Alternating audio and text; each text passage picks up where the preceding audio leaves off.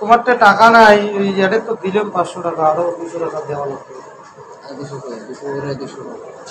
আরে আমারটা টাকা নাই, আর তোমারটা থাকলে কিনে নাও।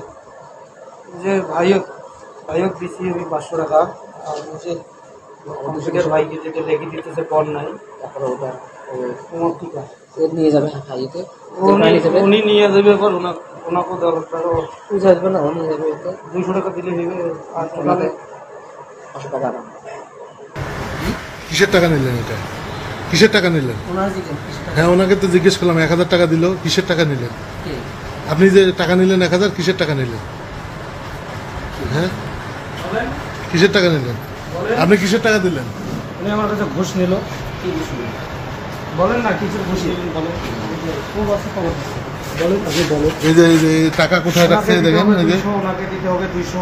এই যে আপনি দিয়ে গেলেন আপনার এই যে এই সিজিএম কোর্টের নাজির 1000 টাকা ঘুষ নিয়েছে। এটা ভাই কোন পারপাসে দিলেন? একটা হাইকোর্ট থেকে জামিন হয়েছে, আমি এসে দিলাম। উনি আমাকে বললো প্রথমে যে বন্ড নিয়ে আসেন আরো 2টা।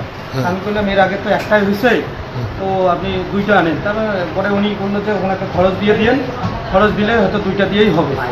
সেম আমি দিলাম 2টা, ওনাকে বললো, তা ওনাকে 500 টাকা দিলাম। আর হবে না, এনাকে দিতে হবে, ওনাকে দিতে হবে, ইনি কোর্টে নিয়ে যাবে। হ্যাঁ, ইনি নিয়ে যাবে, উনি তৈরি করে দেবে। আপনার নাম কি দাদা? আপনার নাম কি? আমার নাম গণেশ। আপনার নাম কি?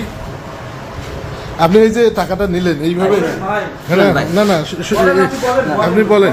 হ্যাঁ, এই টাকা আপনি এখানে বসে কি ঘুষ বাণিজ্য করতেছেন? না, ঘুষ বাণিজ্য যে নিলেন এখানে। হ্যাঁ, আচ্ছা, এখানে টাকা কে রাখলো?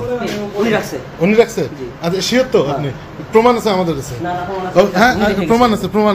ঠিক আছে, ঠিক আছে, থাক। আপনি বললেন উনি রেখে গেছে, তো এটার প্রমাণ দিতে হবে আপনাকে। এরকম তো